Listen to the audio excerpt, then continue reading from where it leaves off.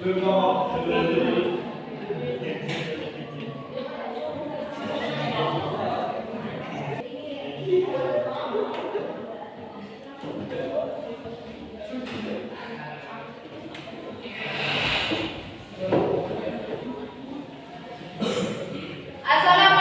warahmatullahi wabarakatuh. Waalaikumsalam warahmatullahi wabarakatuh. Selamat siang anak-anak. Siang. Bagaimana kabar hari ini, sehat? Sehat. Alhamdulillah. Sudah kenyang semua ya?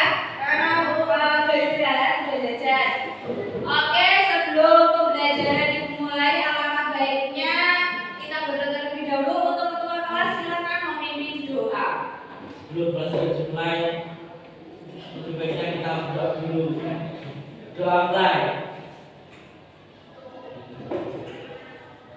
Doa selesai. Ya, terima kasih.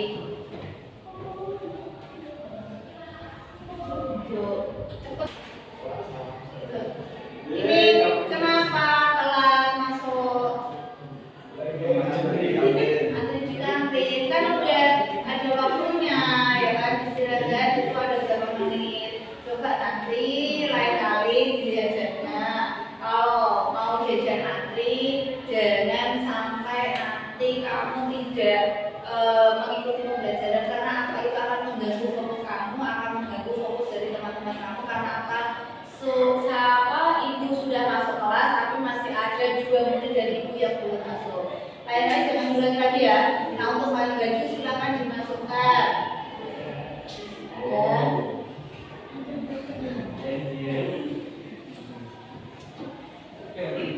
Sudah dimasukkan semua ya.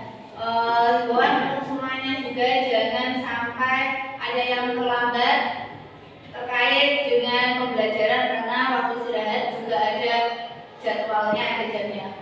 Ya, silakan duduk.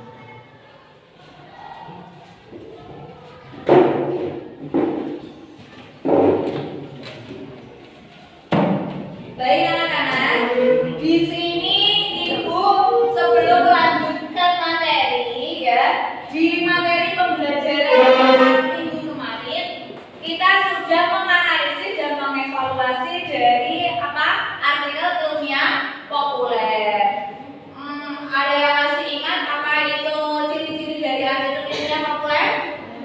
Ya, silakan Dinda. Tulis berdasarkan fakta ilmiah atau berdasarkan penelitian, menggunakan bahasa yang komunikatif dan tidak terlalu teknis, bersifat informatif dan edukatif, sering menggunakan media massa, bekerja dalam masyarakat atau hubungan berita, mengandung opini atau interpretasi penulis, tetapi tetap berdasarkan data ilmiah.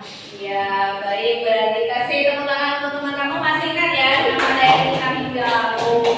Baik, di materi hari ini ibu akan menerangkan kaidah bahasa dalam teks observasi. Oke anak-anak, di sini kenapa sih Bu kok sampai ada yang namanya kaidah bahasa dalam teks observasi itu? Nah,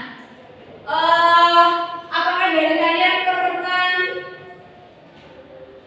observasi tentang misal dari kedelai di rumah itu kok sampai dari kedelai jadi kecambah? Pernah kalian mengamati dari prosesnya?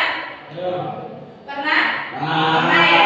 Nah, di situ nanti kamu bisa baca dan kamu bisa simpulkan. Nah, kaidah bahasa ini itu merujuk pada aturan-aturan tata bahasa ya, seperti dari struktur kalimat, ada penggunaan kata, ada tanda baca. Nah, dari pengalaman kalian, coba ibu tanya, dari pengalaman ini, dari kalian pernah belajar atau pernah mempelajari dari kaidah bahasa seperti yang membedakan dari kata kerja, masa lampau, terus bisa mendeskripsikan pengalaman, pernah apa tidak?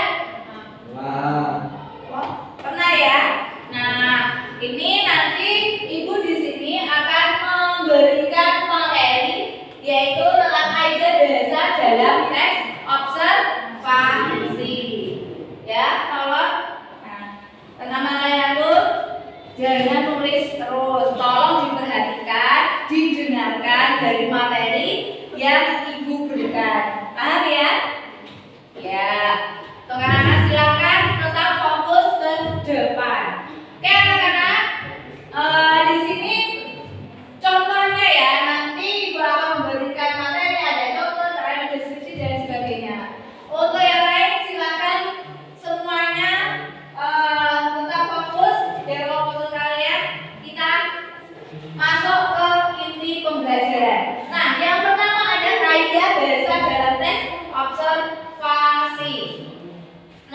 di sini apakah dari laporan IPA itu selalu bisa dipahami?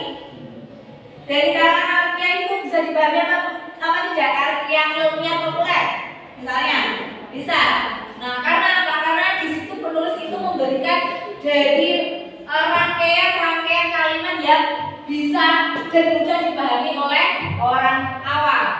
Nah, selanjutnya ya, untuk tujuan pembelajaran kita apa? Yaitu untuk menjelaskan dan anak-anak itu dapat menjelaskan dari kaidah kebahasaan dalam laporan hasil observasi. Yang kedua, anak-anak itu dapat mengidentifikasi. Nah, dari kalimat definisi, terus dari kalimat deskripsi dalam teks. Yang ketiga, tujuan pembelajaran kita hari ini yaitu menggunakan kutipan dan imbuhan dengan benar. Yang terakhir, anak-anak dapat menyusun kutipan itu secara tidak langsung dengan tepat. Oke? Sampai di sini bisa dipahami ya untuk tujuan pembelajaran kita dari kaidah bahasa dalam laporan teks observasi.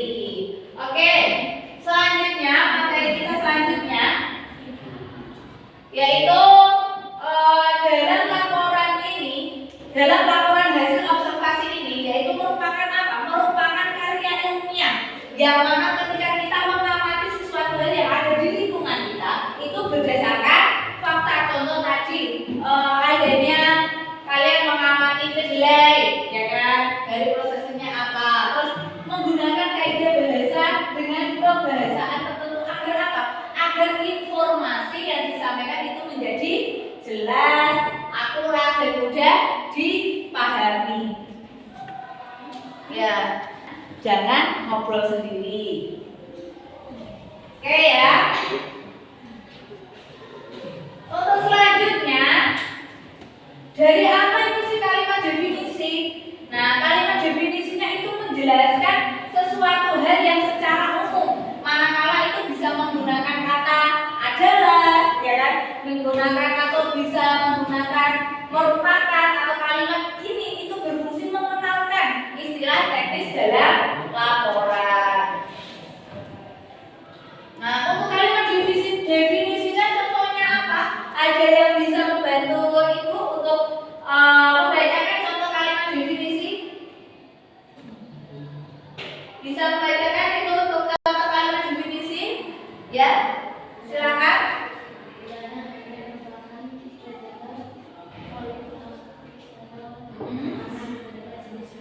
Ya. Oke, baik. Terima kasih ya sudah membantu untuk memberikan contoh kalimat definisi ya. Untuk contoh kalimat definisi tadi Ibu lagi ya. Dalam anggrek itu merupakan predator polifagus atau pemakan beberapa jenis mangsa. Nah, kalimat ini itu menjelaskan jenis dan ciri umum dari belalang anggrek. Manakala itu belalang anggrek itu merupakan predator yang dapat atau apa itu istilahnya ya, mengganggu dari buah itu menjadi buah yang bagus karena apa sudah dimakan oleh belalang anggrek. Selanjutnya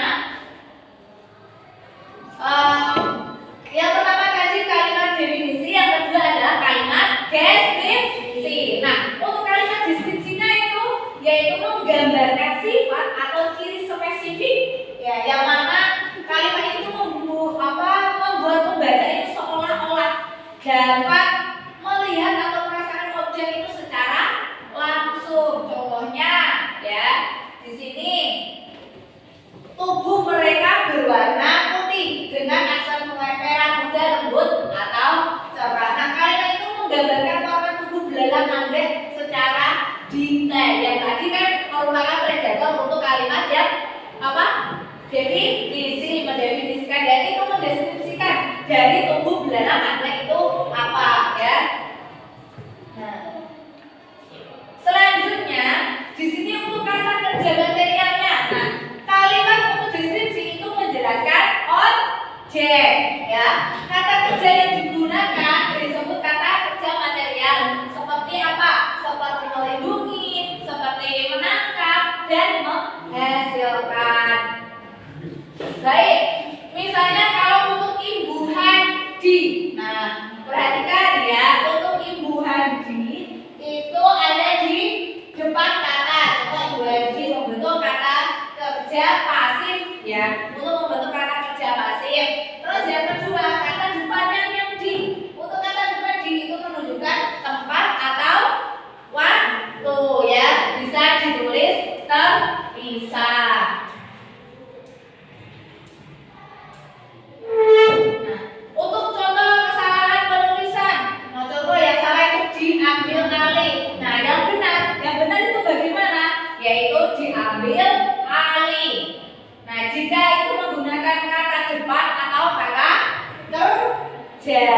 Baik, di sini untuk format kutipan-kutipan itu ada beberapa menggunakan format, yaitu nama belakang penulis, tahun terbit dan nomor halaman. Di sini materi-materi kita sudah Ibu terangkan semua. Sampai di sini ada yang ditanyakan? Ada yang ditanyakan? Oh ada ya, silakan.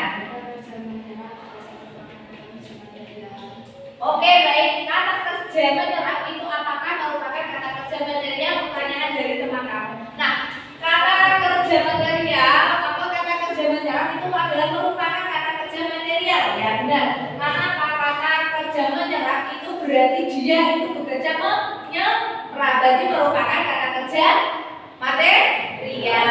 Selanjutnya ada yang ditanyakan lagi? Oh ya, silakan.